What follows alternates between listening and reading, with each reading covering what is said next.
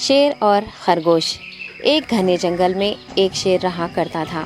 وہ تمام جنگل کا بادشاہ تھا، لیکن وہ بادشاہ جیسے پیش نہیں آتا تھا۔ ہر دن بے رحمی سے جنگل کے جانوروں کو کھا جایا کرتا تھا۔ شیر کے خوف سے جنگل کے جانور چھپ جایا کرتے تھے اور خود اپنی بھوک و پیاس کو مار کر سخت مشکلات سے دوچار ہونے لگے تھے۔ اس طرح کچھ دن بعد جنگل کے تمام جانور ایک مقام پر جمع ہوئے اور شیر کے شر سے محفوظ رہنے کے لیے سب مل کر رائے مشورہ کرنے لگے۔ سب نے اپنی اپنی بات رکھی اور آخر میں ایک گیدڑ نے کہا، میرا خیال ہے کہ ہم روز شیر کے ہاتھوں مرنے کے بجائے ہم خود ایک بار شیر کے پاس چلے جائیں۔ اس طرح روزانہ شیر کسی ایک کو کھا لے گا اور ہم سب اپنی اپنی باری سے چلے جائیں گے اور بلا خوف و ڈر سکون سے زندگی گزاریں گے۔ گیدڑ کے مشورے پہ تمام جانور رضامند ہو گئے۔ ایک بندر نے کہا، ٹھیک ہے، تمہاری بات بالکل درست ہے۔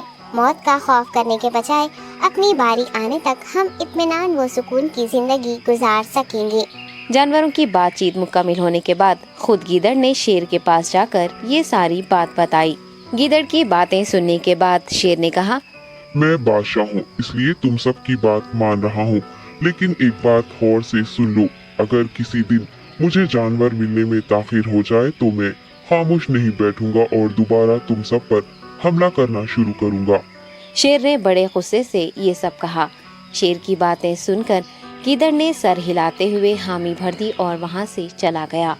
اس دن کے بعد ایک ایک جانور بلا ناغہ اپنی اپنی باری کے مطابق شیر کے پاس جانے لگے اور شیر سکون سے اپنے پاس آنے والے جانوروں کو مار کر اپنی بھوک مٹانے لگا۔ یہ معاملہ ایسے ہی چل رہا تھا اور ایک دن شیر کے پاس جانے کی باری ایک خرگوش کی آئی۔ وہ خرگوش بہت ہی ہوشیار تھا۔ اسے شیر کے پاس جانا منظور نہیں تھا اور اس نے اپنے ساتھی جانوروں کو بے رحمی سے مارنے والے شیر کو سبق سکھانے کی ٹھان لی اور ایک اچھی تدبیر نکال کر آہستہ آہستہ شیر کی گفا کے پاس پہنچ گیا۔ تاخیر ہو جانے سے شیر کافی غصے میں تھا اور خرگوش کو دیکھ کر غصے سے کہنے لگا، میں نے تم سب کو پہلے ہی کہہ دیا تھا، دیر ہو جائے تو میں خاموش نہیں بیٹھوں گا۔ تم نے وعدہ خلافی کی ہے، اس لیے میں جنگل جا کر من چاہے جانور کا شکار کر کھا جاؤں گا۔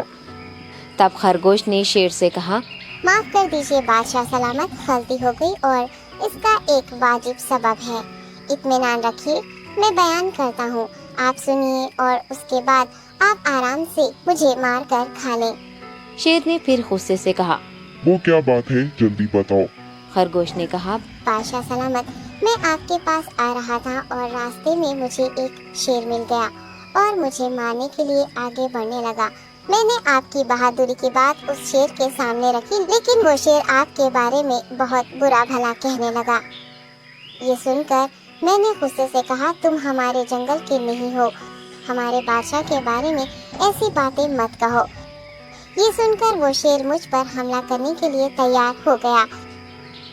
یہ دیکھ کر میں نے کہا، تم مجھے مارو گے تو ہمارے بادشاہ تمہیں ہرگز نہیں بخشیں گے۔ تب اس شیر نے کہا، تمہارا بادشاہ میرا کیا کر لے گا؟ میں نے کئی ہاتھیوں کو اپنے پنجے سے مار گرایا ہے، تمہارا بادشاہ ہو یا کوئی اور ہو، میرے ہاتھوں بچ نہیں سکتا اور میرے سامنے کوئی ٹک نہیں سکتا، میں اسے ختم کروں گا۔ یہ سب بدتمیزی کرنے لگا۔ میں نے اس شیر سے کہا، تم ہمارے بادشاہ سے آ کر بات کرو۔ تب اس نے فخر سے کہا، میں کیوں آؤں؟ تمہارے بادشاہ میں دم ہے تو اسے ہی یہاں لے کر آؤ۔ یہ کہہ کر مجھے دبانے لگا۔ بادشاہ سلامت، اسی لیے آنے میں تاخیر ہو گئی۔ یہ سنتے ہی شیر غصے سے کہنے لگا، چلو ابھی چلتے ہیں، اسے ختم کر دوں گا۔ یہ سننے کے بعد خرگوش نے شیر کو جنگل کے درمیان موجود ایک کنویں کے پاس لے گیا۔ خرگوش نے کہا، بادشاہ اس کے اندر دیکھیے، وہ وہاں آپ کا بے صبری سے انتظار کر رہا ہے، آپ اسے اچھا سبق سکھائیے۔ شیر غصے سے فوراً کنویں میں جھانکنے لگا اور زور سے دہاڑنے لگا۔ تب دوسری جانب سے بھی دوسرا شیر دہاڑتا ہوا محسوس ہونے